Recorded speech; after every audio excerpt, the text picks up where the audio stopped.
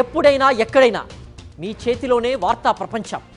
మీ మొబైల్లో, మీ కంప్యూటర్లో, మీ టీవీలో. సాక్షి టీవీ డిజిటల్ ప్రసారాల కోసం లాగిన్ అవ్వండి www.youtube.com/సాక్షి టీవీ.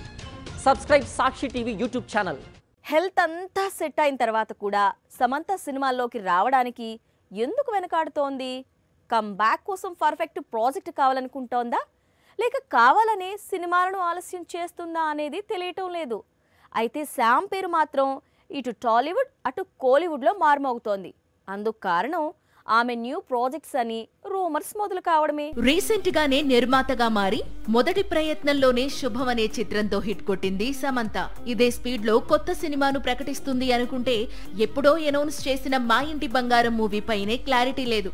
అయితే బంగారం కంటే ముందు సమంత మరో 2 బిగ్ ప్రాజెక్ట్స్ కంప్లీట్ చేయాలనుకుంటోందట. కూలీ తరువాత తమిళ దర్శకుడు లోకేష్ కనగరాజ్ తెరకెక్కిస్తోన్న చిత్రం ఖైదీ 2.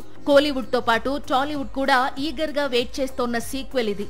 ఎక్కడా అంచనాలు తగ్గకుండా భారీ ఎత్తున సీక్వెల్ తెరకెక్కుతుందని ఆల్రెడీ ప్రకటించాడు లోకేష్. ఖైదీ మొదటి భాగంలో కార్తీకి హీరోయిన్ లేదు. సీక్వెల్లో మాత్రం హీరోయిన్ ఉంటుందని, ఆమె ఎవరో కాదని సమంత అని కోలీవుడ్ చెబుతోంది. కోలీవుడ్ లో ఖైదీ సీక్వెల్ తో పాటు టాలీవుడ్ లో పెద్ది మూవీలో రామ్ చరణ్ కు జోడీగా సమంత స్పెషల్ సాంగ్ చేయనుందట. ఇది పుష్పలో ఊ అంటావాకు ఏమాత్రం తగ్గకుండా ఉంటుందట. కోలీవుడ్ అయినా టాలీవుడ్ అయినా ముందు సమంత కంబ్యాక్ ఇంపార్టెంట్ అంటున్నారు ఆమె ఫ్యాన్స్.